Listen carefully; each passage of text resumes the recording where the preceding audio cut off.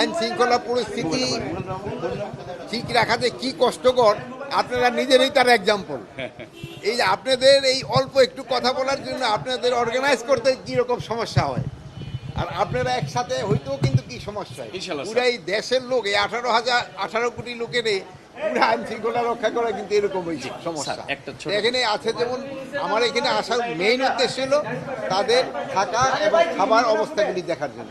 এখানে আপনারা জানেন এখানে থাকার অবস্থাগুলি খুবই খারাপ, এদের থাকার অবস্থাগুলি খুবই খারাপ। এটা কিভাবে আরো উন্নত করা যায়, এটা আমাদের চিফ অ্যাডভাইজার মহোদয় আমাদের এই ইনস্ট্রাকশন দিতে এদের কিভাবে উন্নতি করা যায় এই জন্য আমরা প্রত্যেকটা ভিজিট করে দেখতেছি। স্যার ফেসিস্ট সরকারের সময় যে মামলাগুলি হয়েছে স্যার, ওই সরকারের যে মামলাগুলি স্যার, ওই হত্যা মামলাগুলি দায়ের হয়েছে স্যার, সেই মামলায় মিথ্যা কিছু আসামি আছে স্যার, সেই আসামিদেরকে পুলিশ হয়রানি করছে স্যার, এরকম অভিযোগ আছে স্যার। এই বিষয়টা আপনি কি বলবেন স্যার?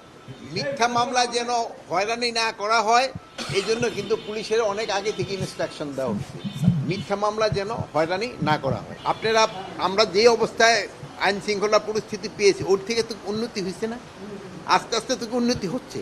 আপনাদের সময় দেন, এটা আরও উন্নতি হবে। আমরা চেষ্টা করে যাচ্ছি, আপনারাও চেষ্টা করে যাচ্ছেন, এই আরও উন্নতি হবে। আর আপনাদের কাছে আমি আবার একটা অনুরোধ করি, এটা সবসময় করি, আপনারা সত্যি সংবাদটা এটা আমাদের দিয়ে দেন, এটা হলে সবচেয়ে ভালো। অনেক আছে কিন্তু ওই স্পেশালি বাইরে থেকে অনেক মিথ্যা সংবাদ দেয়, বাইরে থেকে কিন্তু মিথ্যা সংবাদগুলো দিলে অনেক সময় কিন্তু একটা সমস্যা সৃষ্টি হয়। আমরা প্রত্যেকটা থানায় যার যার নিজস্ব জায়গায় নেওয়ার আমরা চেষ্টা করতেছি, যেহেতু এটা টাকার হতো একটা সংস্থান করতে হবে। এই জন্য আমরা আপাতত 9টা থানা আমরা 1 সেপ্টেম্বর থেকে নতুন জায়গায় শুরু করে দেব, অন্যান্যগুলি আস্তে আস্তে শুরু করে। একসাথে আমরা তো সবকটা শুরু করতে পারবো না।